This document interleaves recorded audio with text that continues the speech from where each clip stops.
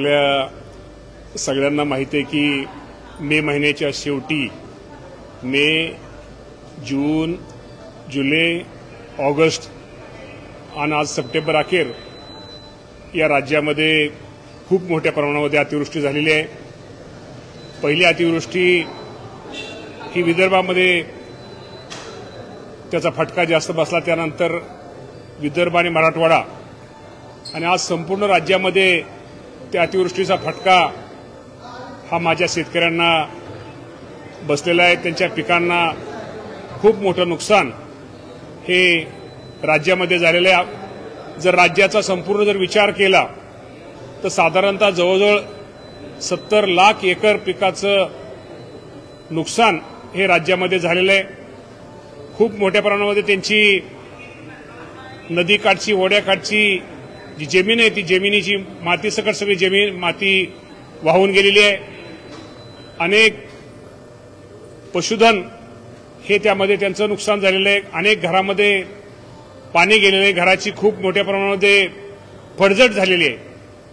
शाळा असतील किंवा इतर गोष्टी असतील, खूप मोठं नुकसान आहे आणि या नुकसानीचे पंचनामे करण्याचा आदेश या राज्याचे मुख्यमंत्री देवेंद्र फडणवीस साहेब असतील, एकनाथजी शिंदे साहेब असतील, अजितदादा पवार साहेब असतील, हे तिन्ही नेते या संपूर्ण राज्याच्या परिस्थितीवरती लक्ष ठेवून आहेत।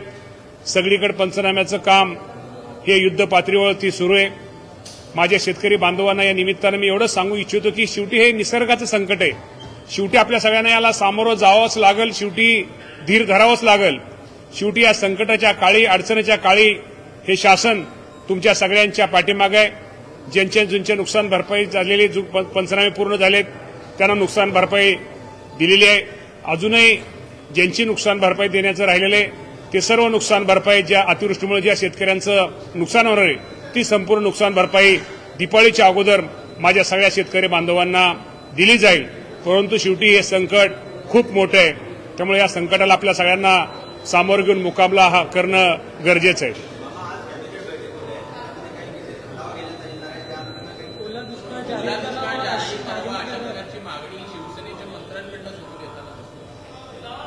मागणी 100% शेतकऱ्यांची आहे।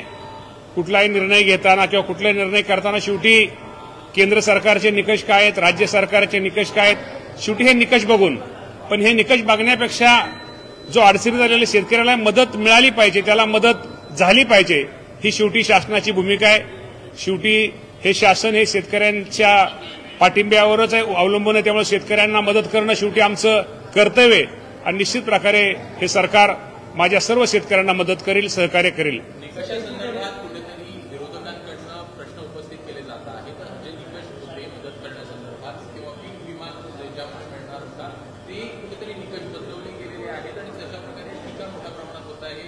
हेक्टरी 13,500ची मदत ही 8,500 हेक्टरला असते, त्यामुळे जी मदत शेतकऱ्यांना होणार होती ती खूप पुंजी होणार आहे, अशा प्रकारचं विरोधक हे सवाल आहे। शेवटी आपल्याला माहिती आहे की एनडीआरएफ याचा शेवटी जे आपल्याला माहिती आहे की एनडीआरएफच्या बरोबर असू द्या, ह्याच्या माध्यमातून असू द्या, राज्य सरकारच्या माध्यमातून असू द्या, ही जी मदत होती याची शेवटी रक्कम ठरलेली आहे।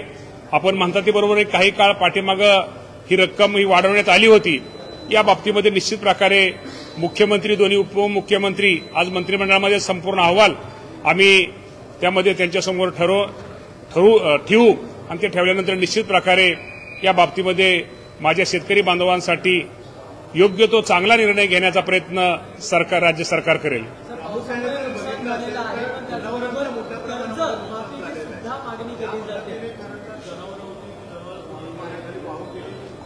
ज्या ज्या जनावरं वाहून गेलेले त्या सर्व जनावरांचे जे वाहून गेले त्याची सगळी माहिती ही संकलित केली जात आहे।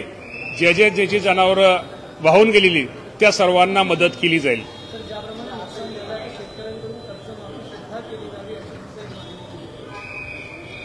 मागणी बरोबर आहे तुमच्या। आता या बाबतीमध्ये राज्याचे मुख्यमंत्री आणि दोन्ही मुख्यमंत्री योग्य वेळी योग्य निर्णय घेतील।